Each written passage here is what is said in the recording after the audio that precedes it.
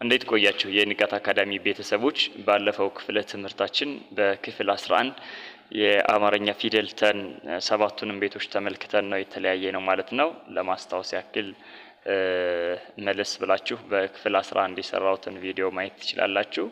የተቤት ሰባቱ ምን ነው የሚመስለው እዚህ ጋር ያሉትን በፍጥነት ነው ማሳያችሁ። ዛሬ ደግሞ በእነዚህ በሰባቱ የተቤቶች ቃላቶችን እንመሰርታለን ማለት ነው። እንግዲህ ቃላት ስንመሰርት የግድ የመጀመሪያው ሆሄ ምን መሰረትበት ለምሳሌ በተቃላት ለመመሰረት የመጀመሪያው ሆሄ ተ መሆን ይጠበቅበታል ማለት ነው። ስለዚህ በተ ቃላት መመስረት እንችላለን። ለምሳሌ በተ እኔ ምን ብዬ መመስረት እችላለሁ? የመጀመሪያው ሆሄ እንዳልኳችሁ ተ መሆን መቻል ይኖርበታል ማለት ነው። እዚህ ጋር ይኸው ተ ከመጀመሪያው ቀጥለው ያሉት ግን ብቻ ትርጉም ይስጥ እንጂ ማንኛውንም ሆሄ መሆን ይችላል። ስለዚህ እኔ ተማሪ ማለት እችላለሁ። ተማሪ ይሄ አሁን አንድ ቃል ነው ማለት ነው። ስለዚህ በተቤት ተማሪ ሚል አንድ ቃል መሰረቱ ማለት ነው። በቱ መመስረት እችላለሁ። ቱን እጽፋለሁ። ከዚህ በኋላ ያለው ብቻ ትርጉም ይስጥልኝ እንጂ እንዳልኳችሁ የፈለገውን መሆን ይችላል ማለት ነው። ቱ ይሄው ቱታ ማለት ነው። ይሄው ቱታ ብዬ መመስረት እችላለሁ ማለት ነው። ስለዚህ እስኪ እኔ የመሰረትኳቸውን ቃላቶች እንመልከት። እዚህ ጋር ተ በተ ለምሳሌ ምን ብለን መመስረት እንችላለን? ይሄው በተ ተራራ ማለት እንችላለን። እዚህ ጋር ምስሉ ላይ የምትመለከቱት ሁለተኛ ተማሪ ማለት ይቻላል። ሶስተኛ ተልባ ማለት እንችላለን። አራተኛ ደግሞ ተኛ ማለት እንችላለን። ስለዚህ የመጀመሪያዎቹ ፊደላት ተመልከቷቸው። እችም ተናት፣ እችም ተናት፣ እችኛውም ተናት። ስለዚህ ቃላት ስንመሰርት በፊደላት ምን መሰረትባቸው መጀመሪያ ላይ መገኘት ይኖርባቸዋል ማለት። ስለዚህ እነዚህ በተ የመሰረትናቸው ቃላቶች ናቸው ማለት ነው። ሁለተኛዋ የተዝርያ ደግሞ ቱ ናት። ተመልከቱ እዚህ ጋር ቱታ ማለት ይቻላል። ቱልቱላ ማለት እንችላለን ማለት ነው። ስለዚህ በቱ ቤት እናንተ የራሳችሁን ቃል መመስረት ትችላላችሁ። ሶስተኛዋ የአማርኛ ፊደል የተዝርያ ደግሞ ቲ ናት። እዚህ ጋር ምስሉ ላይ እንደምትመለከቱት በቲ ቲማቲም፣ ቲማቲም፣ ቲሸርት ማለት እንችላለን።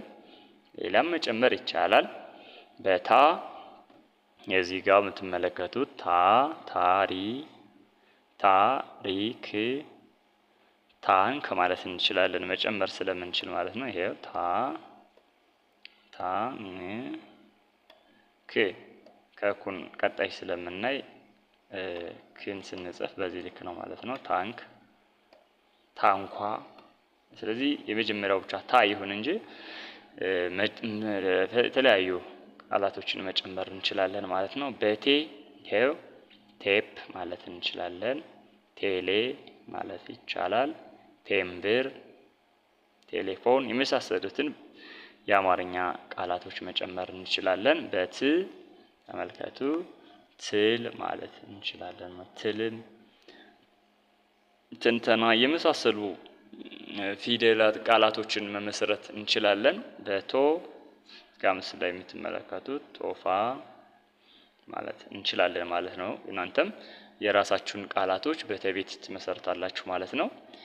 ከዚህ ቀጥለን የምናያት የአማርኛ ፊደል ደግሞ ቸ ትባላለች። ቸ ከተ ጋር በጣም በቅርጽ ትመሳሰላለች። የተወረሰችውም ከተ ነው።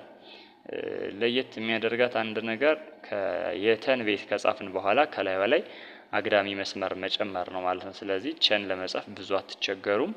በመጀመሪያ ተን መጻፍ ይኖርባችኋል ማለት ነው። ቸን ለመጻፍ ተመልከቱ እዚህ ጋር አሁን ይቺ እንግዲህ ቀደም ብለን ያየናት የአማርኛ ፊደል ተናት ማለት ነው። ቸ ለማድረግ ከላዩ ላይ አንድ አግዳሚ መስመር መጨመር ማለት ነው። ስለዚህ የቸን ቤትም ሰባቱን እንመልከት። ቸ፣ ቹ፣ ቺ፣ ቻ፣ ቼ፣ ች፣ ቾ። እንመልሰው። ቸ፣ ቹ፣ ቺ፣ ቻ፣ ቼ፣ ች፣ ቾ። ተመልከቱ። ስለዚህ ቺ ቸ ናት። እንግዲህ ከተ በምንድን ነው የሚለየው የሚለውን የራሳችሁን ተመልከቷቸው። ተን ጽፈን ከላዩ ላይ አግዳሚ መስመር ነው የምናደርግባት። ቸ፣ ቹ፣ ቺ፣ ቻ፣ ቼ፣ ች፣ ቾ። ስለዚህ ሰባቱም እኒህ ነው የሚመስሉ።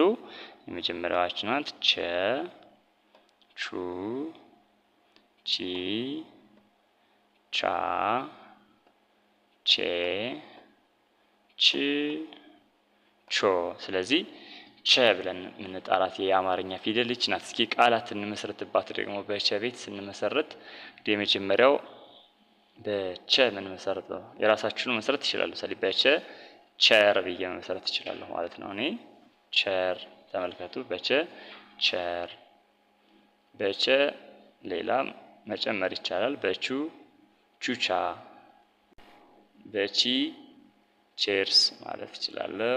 ቺፕስ ማለት ይችላለሁ። በቻ ቻርጅ፣ ቻፓ፣ ቻርጀር የመሳሰሉትን። በቼ ቼክ፣ በቺ ችቦ፣ በቾ ቾክ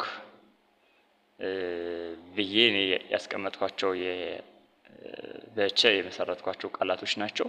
እናንተ ደግሞ የራሳችሁን ቃላቶች መጨመር ትችላላችሁ ማለት ነው። በቀጣይ በክፍል 13 ቪዲዮ እስከምንገናኝ ድረስ እናንተ እነዚህን አሁን ያየናቸውን የተን እና የቸን ቤቶች ጽፋችሁ የራሳችሁን ቃላቶች ትመሰርታላችሁ ማለት ነው። በቀጣይ እስከምንገናኝ ሰላም ሁኑ። እንግዲህ በቀጥታ በዩቲዩብ መማር የምትፈልጉ ከታች በተቀመጠው ስልክ ደውሉ። በ0935 70 80 18 በምትፈልጉት የሶሻል ሚዲያ አማራጭ በቀጥታ ማስተማር እችላለሁ ማለት ነው። ቪዲዮውን ከወደዳችሁት ላይክ አድርጉ። በየቀኑ የሚለቀቁ ቪዲዮዎች እንዲደርሷችሁ ከፈለጋችሁ ደግሞ ቻናሉን ሰብስክራይብ አድርጉ። ለጓደኞቻችሁ እንዲደርስ ከፈለጋችሁ ሼር አድርጉላቸው ለጓደኞቻችሁ። የሚስተካከል ነገር አለ ብላችሁ ካሰባችሁ ደግሞ ኮመንት ቦታ ላይ የሚስተካከለውን ነገር ብትጽፉ